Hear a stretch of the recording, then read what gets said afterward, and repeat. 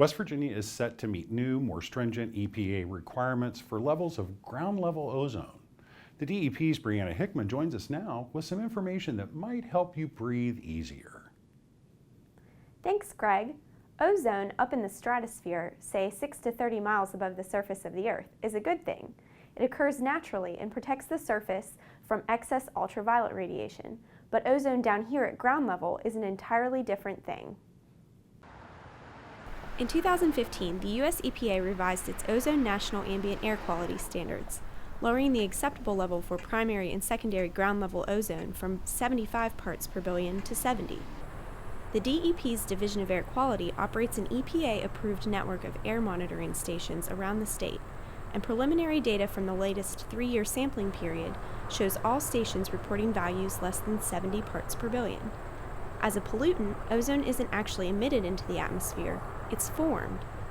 Dealing with air pollution, particularly with ozone, sort of like baking. There's a lot of different ingredients, there's a lot of different factors that determine what level of ozone you're going to have. So weather plays a big part, temperature, sunlight, and that's why you have what we call ozone season. Typically ozone's formed with a photochemical reaction, so you need sunlight, and so the strong sunlight in the summertime, higher temperatures, typically gives you your higher ozone reading. So our ozone season runs currently from April 1st through October 31st. We're almost done with this ozone season.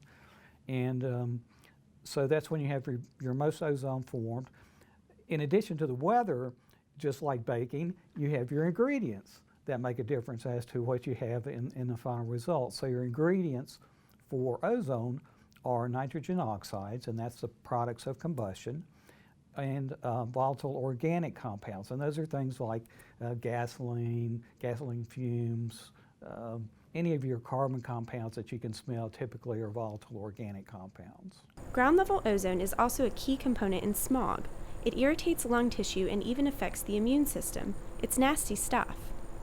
Absolutely. Ground-level ozone is definitely tied to higher mortality rates. It increases the frequency and intensity of asthma attacks. It's been found to be a factor in, like I said, premature mortality. So it is definitely something that we want to decrease, and by limiting the ingredients of the formation that form ozone, the nitrogen oxides and the volatile organic compounds, we help lower our exposure. And here's some things we can do to help. Avoid idling. When you're in line at the drive-thru, shut your engine off, or better yet, just take your business inside. If you commute, look into carpooling. When gassing up, don't top off your tank. It just allows more fumes to escape. Finally, look into things like LED lights, Energy Star appliances, and smart thermostats to reduce your electrical demands. The less we all use, the less power plants have to generate, creating less air pollution. The DEP has air monitoring stations set up in the state's population centers.